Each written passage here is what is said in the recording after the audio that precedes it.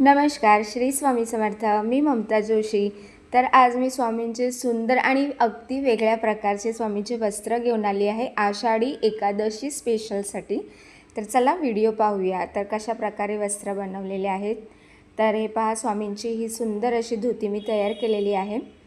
तर हे आपण वारकरी जे संप्रदायातले लोक जे घालतात, तर मी त्या प्रकारेच म्हणजे अशी ग्रीन कलरची लेसवाली धोती बनवलेली आहे.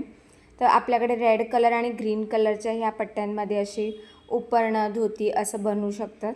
तर रेडवाली बरेच लोकांनी पाहिली आहे, पण ही ग्रीन कलरची नाही पाहिली. तर ही पहा, ही तुकाराम महाराजांची पगडी जी आपण स्वामींसाठी तयार केलेली आहे. आणि ही एका ताईंची ऑर्डर होती, तर त्यांना पाहिजे नव्हतं की त्यांना अशी तुकाराम महाराजांसारखी पगडी हवी होती स्वामींसाठी स्पेशल एकादशीसाठी. आणि फक्त बरेच लोकांना म्हणजे जर कोणाला घ्यायचं असेल तर तुम्ही आधीच ऑर्डर द्या, कारण की बरेच ऑर्डर असल्यामुळे कुरिअर लवकर मग मिळू शकणार नाही. कारण की बनवायला पण वेळ तेवढाच जातो, कारण की सगळ्यांची साईजप्रमाणे बनवायला लागतात. त्याच्यामुळे काही वेळा असं होतं की तुम्हाला कधी कुरिअर लवकर मिळतं तर कधी उशीर पण होतो. आणि आता पावसाळ्याचे दिवस आहेत, तर कुरिअरचे बरेच प्रॉब्लेम्स होतात. तर पहा, असे सुंदर माळसुद्धा मी स्वामींची घरीच बनवलेली आहे. तर त्याचा व्हिडिओ तुम्ही पाहू शकता की मी त्या कशा प्रकारे बनवलेली आहे. तर ही पहा, ही आपली 5 इंचाची स्वामींची मूर्ती. तर यांची धोती पिवळ्या रंगाची आणि राणी कलरची म्हणजे आपण शेला तयार केलेला आहे. आणि आपण मध्ये स्टिच करून घेतो, म्हणजे जेव्हा आपण ते स्वामींना घालतो तर ते पडत नाही. आणि पेशवाई पगडी. तर ही पहा, ही धोती 11 इंचाच्या स्वामींच्या मूर्तीची होती. त्यांचे 2 वस्त्र पगडी होती. तर ही धोती आणि हा शेला. आणि आपण याला पूर्णपणे अस्तर लावलेला आहे, कारण की हा कापड थोडा पातळ असतो आणि कॉटनमध्ये आहे. तर ही मोठी तुकाराम पगडी आहे. तर तुम्ही बघू शकता की अशा प्रकारे आता याच्यावरती सुद्धा मी आणखीन काम केलेलं आहे, पण व्हिडिओ पहिलाच काढून घेतला. आता ही पेशवाई पगडी आहे. ही पण एका त्यांची ऑर्डर होती. त्यांना magenta colour, purple colour, lavender colour असे वेगवेगळ्या प्रकारचे त्यांना कलर्सचे आणि साईजमध्ये पगडी हवी होती, वस्त्र हवे होते. तर हा आहे लॅव्हेंडर कलर. तर थोडी वेगळी अशी पगडी मी तयार केलेली आहे. तर पहा किती सुंदर दिसते.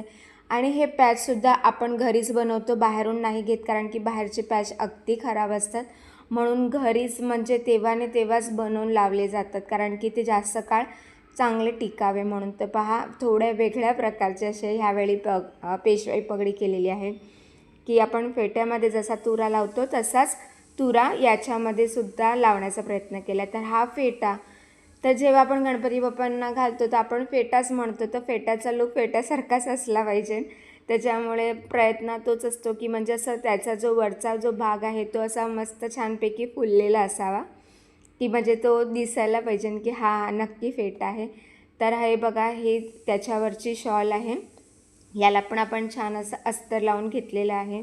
आणि हा आबोली कलर आहे बनारसी सिल्कमध्ये. तर हा त्यांचा बघा वस्त्र आणि फेटा. हा एक लॅव्हेंडर कलरमध्ये. बरेच लोकांना म्हणजे हा कलर खूपच आवडतो. बऱ्याच लोकांनी हा कलर मागितलेला आहे. तर पहा किती सुंदर असा कलर दिसत आहे. जेव्हा स्वामींना घातलं तर स्वामी खूप गोड दिसतात. त्याच्यानंतर हा आहे केशरी रंग. तर हा सुद्धा खूप छान आहे. आणि त्याच्यावरती ही पेशवाई पगडी तर खूपच सुंदर दिसते, थोड्या वेगळ्या प्रकारच्या. आणखीन एक स्पेशल पगडी आता दाखवते. तर ही एका ताईची ऑर्डर होती. त्यांना ही पगडी विठू माऊलीसाठी हवी होती. त्यांनी साईज पाठवलेलं होतं. पहिला तर मी त्यांना नाही म्हणाले, कारण की खूप जास्त वेळ जाते ही पगडी बनवायला. पण त्यांनी खूप फोर्स केला की ताई प्लीज एक करून द्या, मला जास्त ऑर्डर मी नंतरला देईन पाहिजे तर, पण एक तरी पगडी मला अशी बनवून द्या. तर पहा, इथे आपण त्यांच्यासाठी ही स्पेशल अशी पगडी बनवलेली आहे. आणि हो, साईडला जे आहे ते मी मासोळ्या बनवलेल्या आहेत, कारण की विठू माऊलींच्या पगडीमध्ये मासोळ्या असतातच, म्हणून माझा प्रयत्न हाच होता की मासोळ्या बनवूया म्हणून. तर ही 6 इंच स्वामींच्या मूर्तीची पगडी आहे.